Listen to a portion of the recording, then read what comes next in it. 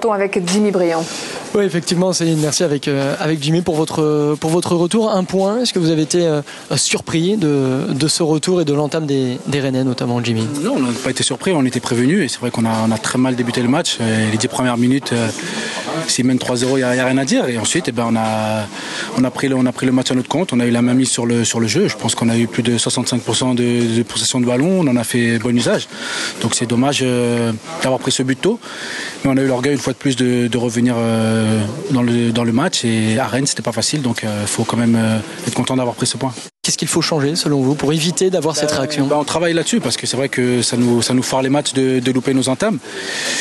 Et ensuite, on court après le score, on lâche beaucoup d'énergie et c'est ce qui nous manque peut-être à la fin pour gagner ce match. Donc voilà, on va travailler encore là-dessus parce que cette saison, c'est un petit peu notre point faible. C'est nouveau, on joue l'interactivité, donc nos auditeurs, nos abonnés plutôt peuvent envoyer leur SMS et leur mail, 41003. On a un mail pour vous de la part de Guillaume qu'on va découvrir avec vous. Guillaume qui nous demande...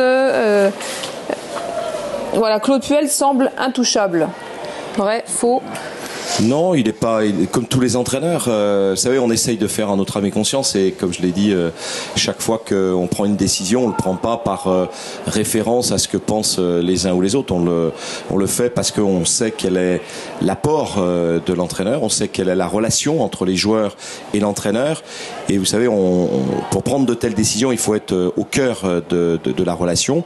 On file dans les vestiaires retrouver Claude Puel, justement. Claude, est-ce que ce soir c'est un bon point de prix, vous pensez, pour l'Olympique Lyonnais sur l'ensemble du match? Sur le scénario, oui. C'est un point qui est important. Je pense qu'on a eu notamment une bonne deuxième mi-temps, une bonne maîtrise également dans l'ensemble du match. Mais vu qu'on a zappé le premier quart d'heure, donc je pense que c'est bien dans ces conditions d'être revenu au score. Une déception vu l'entame de match où c'est une équipe qui joue très très bien au ballon, qui se crée des occasions qu'elle n'arrive pas à transformer. Il y a des éclairs de génie dans cette équipe, on le sait depuis longtemps. Et puis petit à petit elle s'est fait manger par l'organisation lyonnaise. C'est un match à regret. Sur le prendre dans le sens... on aurait, dans notre bonne période, marqué un deuxième but, oui, c'est un match à regret parce que on peut mener 2-0 au bout de 15 minutes de jeu sans qu'il y ait un cri au scandale. Et face à ces équipes-là, il faut savoir faire le break. Donc on n'a pas su faire le break. Salut Denis, salut Franck, salut Florian. Belle fin de soirée sur Orange Sport. Et à la semaine prochaine, on se retrouve à Caen, 20h, Stade Malherbe. Salut.